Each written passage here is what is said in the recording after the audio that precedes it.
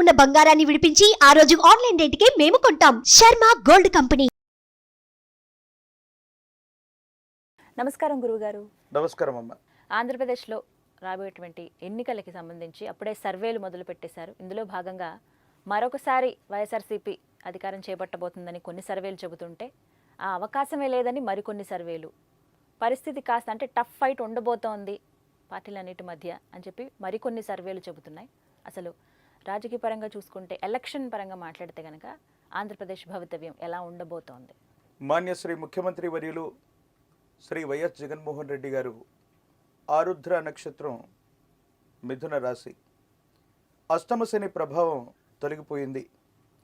ఎన్నోసార్లు మనం ఇదే వేదిక మీద మన ఛానల్లో, ఇతర ఛానల్లో కూడా మనం చెప్పాం, 2023 జనవరి 31వ తారీఖు లోపు భద్రతాపరమైనటువంటి విషయాల్లో వైఎస్ జగన్మోహన్ రెడ్డి గారికి ఇబ్బందులు ఉంటాయి. జనవరి 31వ తారీఖు వైఎస్ జగన్మోహన్ రెడ్డి గారు ప్రయాణించవలసినటువంటి విమానం లేదా హెలికాప్టర్లో సాంకేతికపరమైనటువంటి సమస్య తలెత్తడం, దాంట్లో ప్రయాణం చేయకపోవటం వల్ల ఒక గొప్ప విపత్తు నుండి వారు బయటపడ్డారు. ఆరుద్ర నక్షత్రం, మిథున రాశిలో ఉన్నటువంటి వైఎస్ జగన్మోహన్ రెడ్డి గారి యొక్క భవితవ్యం ఏ విధంగా ఉండబోతుందన్నటువంటి విషయాన్ని, అట్లాగే మాజీ ముఖ్యమంత్రి వర్యులైనటువంటి చంద్రబాబు నాయుడు గారు, వీరు జన్మించింది హస్త నక్షత్రం, కన్యా రాశి, మీన లగ్నం. అలాగే జనసేన అధినేత అయినటువంటి పవన్ కళ్యాణ్ గారు, వీరు జన్మించింది శ్రవణ నక్షత్రం, మకర రాశి. చాలా విస్తృతమైనటువంటి చర్చ జరుగుతుంది జనబాహుళ్యంలో. మీరు అనుకుంటున్నట్టుగా, మీరు ఇందాక చెప్తున్నట్టుగా 2 సర్వే రిపోర్ట్లు ఒకదానికొకటి పరస్పరం విరుద్ధంగా ఉన్నాయి. ఒక రిపోర్టులేనేమో సంపూర్ణమైనటువంటి మెజారిటీతో మళ్ళీ జగన్మోహన్ రెడ్డి గారి యొక్క గవర్నమెంట్ మళ్ళీ కొలువు తీరనుందని, మరో సర్వే రిపోర్ట్లో ఖచ్చితంగా జనసేన యొక్క ప్రభావం చేత, ప్రభుత్వ వ్యతిరేక ఓటు చేత మళ్ళీ అధికారంలోకి తెలుగుదేశం పార్టీ దూసుకొచ్చే అవకాశం ఉందని. మరి వీటిలో వాస్తవం ఎంత, సమీపమైనటువంటి భవిష్యత్తులో ఏం జరగబోతుందన్నటువంటి అంశాన్ని మనం చూద్దాం. మొదట మాన్యశ్రీ ముఖ్యమంత్రి వర్యులు శ్రీ వైఎస్ జగన్మోహన్ రెడ్డి గారి యొక్క భవితవ్యం.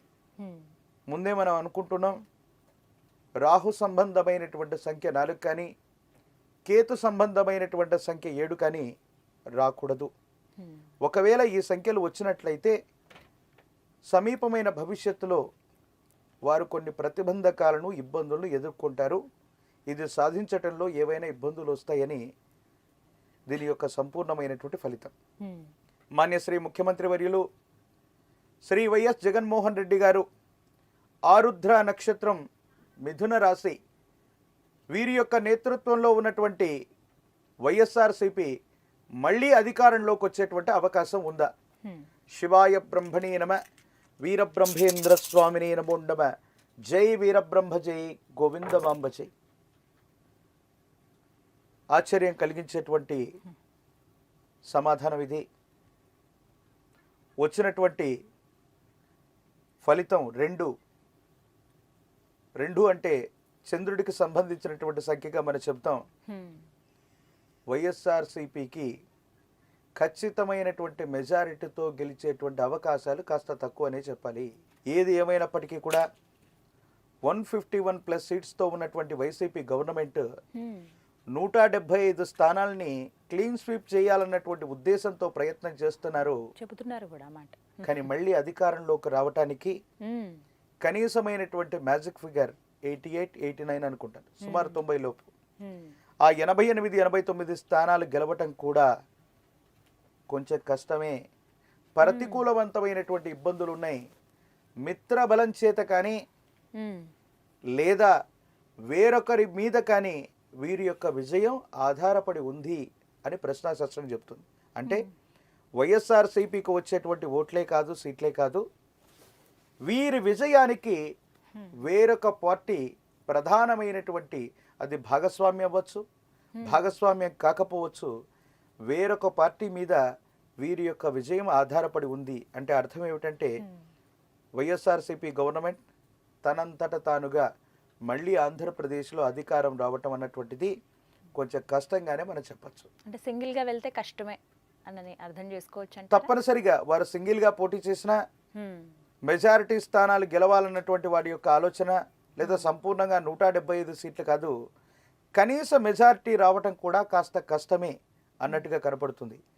ఇక మిగతా వ్యక్తుల యొక్క భవిష్యత్తును తెలుసుకున్నటువంటి తర్వాత ఒక కన్క్లూజన్కి వచ్చేటువంటి ప్రయత్నం చేద్దాం.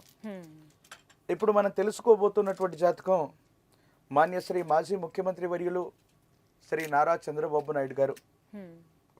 నాకు తెలిసినటువంటి వివరాల ప్రకారంగా చాలామంది జ్యోతిష్యుల దగ్గర ఉన్నటువంటి వారి యొక్క జాతక ప్రకారంగా హస్త నక్షత్రం, కన్యా రాశి, వీరు జన్మించినటువంటిది మీన లగ్నం. విశేషవంతమైనటువంటి స్థితిగతుల్లో మాన్యశ్రీ మాజీ ముఖ్యమంత్రి వర్యులు శ్రీ నారా చంద్రబాబు నాయుడు గారి యొక్క జాతకంలో ఎన్నో ఉచ్చస్థితికి సంబంధించినటువంటి విషయాల్ని మనం చెప్పుకున్నాం. ప్రశ్నాశాస్త్రం ఏం చెబుతుందో అన్నటువంటి విషయాన్ని తెలుసుకున్న తర్వాత సంపూర్ణంగా వారి భవిష్యత్తును కూడా మనం చెప్పే ప్రయత్నం చేద్దాం. శివాయ బ్రహ్మణే నమ, వీరబ్రహ్మేంద్ర స్వామినే నమో నమ. ఓం హ్రీం క్లీం శ్రీం శివాయ బ్రహ్మణే నమ, వీరబ్రహ్మేంద్ర స్వామినే నమో నమ. జై వీరబ్రహ్మ జై గోవిందబంబ జై. వచ్చినటువంటి ఫలితం 5. ఇది బుధుడికి సంబంధించినటువంటిది. బుధుడు అంటే అర్థం ఏమిటి? ఇందాక మనం చెప్పుకున్నట్టుగా కుమారుడు, అమాత్యుడు, ఈ విధమైనటువంటి ప్రస్తావనలు వస్తూ ఉంటాయి. తెలుగుదేశం పార్టీ అధికారంలోకి రావటం కేవలం మాన్యశ్రీ ముఖ్యమంత్రి వర్యులైనటువంటి మాజీ ముఖ్యమంత్రి వర్యులైన చంద్రబాబు నాయుడు గారి యొక్క జాతకం వల్లే కాదు, తనయుడు, కుమారుడు, సంతతి, వీరి యొక్క భవిష్యత్తు మీద పార్టీ భవిష్యత్తు ఆధారపడి ఉంది అని దీని యొక్క అర్థం. ఎంత యాదృచ్ఛికమైనటువంటి సంఘటనలు జనబాహుళ్యం జరుగుతున్నాయంటే ప్రశ్నాశాస్త్రాన్ని అనుసరించి వచ్చినటువంటి ఫలితం బుధుడు. జనబాహుళ్యంలో ప్రస్తుతానికి లోకేష్ గారు పాదయాత్ర చేస్తున్నారు. తెలుగుదేశం పార్టీ యొక్క బాధ్యతల్ని తన యొక్క భుజస్కంధాల మీద మోస్తూ మళ్ళీ అధికారంలోకి తీసుకొచ్చేటువంటి ప్రయత్నం ఏదైతే ఉందో, లోకేష్ గారి యొక్క పాదయాత్ర టీడీపీకి బలాన్ని చేకూర్చబోతుంది. కేవలం చంద్రబాబు నాయుడు గారి యొక్క జాతకం వల్ల, వారి యొక్క నేతృత్వంలో ఉన్నటువంటి పార్టీ వల్ల ఇది సాధ్యం కాదు. ఒకవేళ మిరాకిల్ ఏదైనా జరిగితే టీడీపీ అక్కడ అధికారంలోకి వచ్చేటువంటి అవకాశం ఉంటే అది కేవలం నారా లోకేష్ గారి వల్లే, వాళ్ళు చేసేటువంటి ప్రయత్నాల వల్ల సఫలీకృతమయ్యేటువంటి అవకాశం ఉంది. అంటే ఖచ్చితంగా అధికారంలోకి వస్తుందని కాదు, కానీ టీడీపీ యొక్క విజయ అవకాశాలు, ప్రభుత్వం అక్కడ నిలబడాలన్నా, ప్రభుత్వం అధికారంలోకి రావాలన్నా వారి పార్టీ బాధ్యతలన్నీ కూడా ఈనాడు తాను మోస్తూ ఉన్నటువంటి లోకేష్ గారి యొక్క భుజస్కంధాల మీద ఏదైతే ఉందో, నారా లోకేష్ గారి యొక్క భవితవ్యం కూడా ఈ 2024 ఎన్నికల్లో ముడిపడి ఉంది. ఖచ్చితంగా నారా లోకేష్ గారు చేస్తూ ఉన్నటువంటి పాదయాత్ర తెలుగుదేశం పార్టీకి ఖచ్చితంగా ఇది అత్యంత అనుకూలవంతమైనటువంటి పరిస్థితిని ఇస్తుందనటంలో ఎటువంటి సందేహం కూడా లేదు. టీడీపీ ఇక్కడ పొత్తుతో వెళ్లే అవకాశాలు ఉన్నాయా? పొత్తుతో వెళ్తే మంచిదా, లేకుంటే ఒంటరిగా వెళ్తే విజయ అవకాశాలు ఎక్కువగా ఉన్నాయా? బుధుడు మిత్రకారకుడు, అలాగే కుమారుడు, ఇటువంటి స్థితిగతులకు సంబంధించి మనం చెప్తూ ఉంటాం. ఇప్పటికే చాలాసార్లు మనం చెప్పి ఉన్నాం, సమీపమైనటువంటి భవిష్యత్తులో ఆంధ్రప్రదేశ్లో ఏర్పడబోయే గవర్నమెంట్ 3 వ్యక్తులు లేదా 3 పార్టీలు, ఒకరికంటే ఒకరు, ఇద్దరి కంటే కూడా ఎక్కువ వ్యక్తుల యొక్క సమ్మిళితమైనటువంటి ప్రభుత్వమే సంకీర్ణమైనటువంటి ప్రభుత్వం. అంటే సీట్లు తక్కువ ఎక్కువ వస్తాయని కాదు, కానీ ఒకరికంటే ఇద్దరికంటే ఎక్కువ పార్టీలు కలిసి పోటీ చేయటం కానీ లేదా ప్రభుత్వాన్ని ఏర్పాటు చేయటం కానీ ఆంధ్రప్రదేశ్లో జరిగేటువంటి అవకాశం ఉంది. అక్కడ ఖచ్చితంగా వైఎస్ఆర్సీపీ అతి సులభంగా మళ్ళీ అధికారంలోకి వచ్చేటువంటి అవకాశాలు కాస్త తక్కువని మనం చెప్పాలి. ఆ వచ్చినటువంటి మీరు ఇందాక అన్నట్టుగా ఆ సర్వే రిపోర్ట్లలో ఉన్నటువంటి సారాంశం నిజంగా ప్రజల నాడి ఆ విధంగా ఉందేమో. ఎవరికి ఒకవేళ అధికారం వచ్చినప్పటికీ కూడా బోటాబోటీ మార్కులతో పరీక్షలు పాస్ అయినట్టుగా, ఎవరికి కూడా అధికారం వచ్చినప్పటికీ కూడా సంపూర్ణమైనటువంటి మెజారిటీకి అటు ఇటుగానే వారికి సీట్లు వస్తాయి తప్ప సంపూర్ణమైనటువంటి మెజారిటీ దాటి ఎక్కువ సీట్లు సంపాదించడం మాత్రం చాలా కష్టమనే భావనకు మనం రావచ్చు. అతి ముఖ్యమైనటువంటి అంశం, ఈనాడు ఆంధ్రప్రదేశ్లో ప్రభుత్వం వర్సెస్ ప్రతిపక్షంగా ఉండాలి.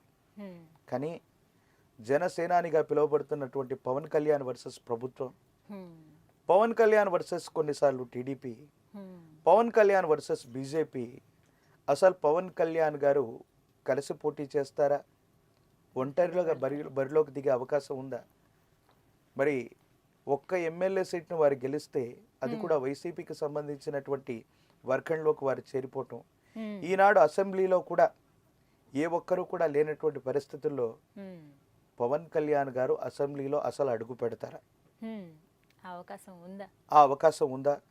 జనసేన 2024లో ఏర్పడేటువంటి ఆంధ్రప్రదేశ్ ప్రభుత్వం ఏర్పాటులో తన కీలకమైనటువంటి పాత్ర పోషించనుందా? శివాయ బ్రహ్మణే నమః, తెలుసుకుందాం. వీరబ్రహ్మేంద్ర స్వామినే నమో నమః. జై వీరబ్రహ్మ జై గోవింద బాంబ జై. ఓం హ్రీం క్లీం శ్రీం శివాయ బ్రహ్మణే నమః, వీరబ్రహ్మేంద్ర స్వామినే నమో నమః. వచ్చినటువంటి ఫలితం 4. ముందే మనం చెప్పుకున్నాం, ఏ ఒక్క వ్యక్తి జాతకాన్ని అనుసరించి రాహు సంఖ్య అయినటువంటి 4, కేతు సంబంధమైనటువంటి సంఖ్య 7 ఇది రాకూడదు. పవన్ కళ్యాణ్ గారి యొక్క జాతకంలో శ్రవణ నక్షత్రం, మకర రాశి, ద్వితీయ స్థానమైనటువంటి కుంభంలో శని భగవానుడి యొక్క గోచార స్థితి, ఏలినాటి శని ప్రభావం ఒకటి జరుగుతూ ఉంది. పవన్ కళ్యాణ్ గారి యొక్క జనసేన కూటమిగా ఏర్పడితే తప్ప ప్రభుత్వ ఏర్పాటు జనసేన మాత్రమే చేయలేదు. వీరు సన్నిహితంగా వేరొక పార్టీని, ఇతర పార్టీలన్నింటినీ కలుపుకొని వీరు ప్రభుత్వ ఏర్పాటు దిశగా ప్రయత్నం చేస్తే అవుతుంది తప్ప కేవలం ఒక్క జనసేనతో ఈ 2024వ సంవత్సరంలో ప్రభుత్వ ఏర్పాటు వీరొక్కరు చేయటం కాస్త అసాధ్యమే. అంటే సమీపమైన భవిష్యత్తులో వీరి జాతకం ఎలా ఉందంటే అమాత్యుడు, మంత్రి, కేంద్ర స్థాయి మంత్రి, ఈ స్థితిగతికి సంబంధించినటువంటి అన్ని రకాలైన అనుకూలవంతమైనటువంటి అంశాలు పవన్ కళ్యాణ్ గారి యొక్క జాతకంలో తప్పకుండా ఉంది. కానీ 2024వ సంవత్సరంలో ఖచ్చితంగా వీరు ముఖ్యమంత్రి అవ్వటం కానీ లేదా వీరి పార్టీ మాత్రమే అధికారంలోకి రావటం కానీ ఇది కాస్త కష్టం. సన్నిహితమైనటువంటి మిత్రవర్గం, మిత్ర కూటమి వీరితో ప్రయత్నం చేస్తే మాత్రమే అనుకూలంగా ఉంటుంది అన్నటువంటిది ప్రశ్నాశాస్త్రం చెప్పినటువంటి సమాధానం. ఇప్పుడు ముగ్గురు జాతకాల్లో ఆరుద్ర నక్షత్రం మిథున రాశి జగన్మోహన్ రెడ్డి గారు, హస్త నక్షత్రం కన్యా రాశి మీన లగ్నం చంద్రబాబు నాయుడు గారు, శ్రవణ నక్షత్రం మకర రాశి పవన్ కళ్యాణ్ గారు. మరి వచ్చినటువంటి ఫలితాన్ని చూస్తే జగన్మోహన్ రెడ్డి గారికేమో చంద్రకారకత్వం కలిగినటువంటి 2, నారా చంద్రబాబు నాయుడు గారికేమో బుధుడి యొక్క ఆధిపత్యం వహించేటువంటి 5, పవన్ కళ్యాణ్ గారికేమో రాహు సంఖ్య మాయా స్వరూపుడైనటువంటి రాహు 4. భవిష్యత్తుకు సంబంధించినంత వరకు సర్వే రిపోర్ట్లు ఎలాంటి ఫలితాలు ఉన్నప్పటికీ కూడా జనబాహుల్యంలో అధికార పక్షమైనటువంటి వైసీపీ మీద ప్రజా వ్యతిరేక ఓటు ఎక్కువగా ఉండబోతుంది. మళ్ళీ అధికారంలోకి రావటానికి వైఎస్ జగన్మోహన్ రెడ్డి గారికి వేరొక పార్టీ అండదండలు అవసరమవుతాయి. అంటే వారు గెలిచినటువంటి ఎమ్మెల్యేలని వీళ్ళకి ఇస్తారని కాదు, వేరొక పార్టీ అండదండలతో మాత్రమే మళ్ళీ అధికారంలోకి వచ్చేటువంటి అవకాశం ఉంది. లేకపోతే ఏ పార్టీ గెలిచినా బోటాబోటీ అవకాశాలు ఉంటాయి. మరి ముగ్గురిలో చూసుకుంటే మాత్రం లోకేష్ గారి యొక్క పాదయాత్ర నిర్విరామంగా ఇలాగే కొనసాగితే తెలుగుదేశం పార్టీ యొక్క గ్రాఫ్ పెరగటం ఆంధ్రప్రదేశ్లో అధికారం దిశగా దూసుకొచ్చేటువంటి అవకాశాలు సుస్పష్టంగా కనపడుతున్నాయి. ఎవరు అధికారంలోకి వచ్చినా ఒక పార్టీ కంటే ఎక్కువ పార్టీలు కలిసి ఒక సంకీర్ణమైనటువంటి ప్రభుత్వాన్ని ఏర్పాటు చేయబోతుంది అనటంలో ఎటువంటి సందేహం లేదు. అధికార పార్టీకి అంత సులభంగా లేదు. ప్రతిపక్ష తెలుగుదేశం కూడా కొన్ని పార్టీలను కలుపుకుంటే మాత్రమే విజయావకాశాలు ఉన్నట్టుగా మనం భావన చేయొచ్చు. గవ్వ ప్రశ్న శాస్త్రం ద్వారా ఏపీ భవితవ్యం ఎలా ఉంటుంది ఎన్నికలకి సంబంధించి చక్కగా వివరించారు గురుగారు. ధన్యవాదాలండి. జై వీరబ్రహ్మ జై గోవింద బాబు.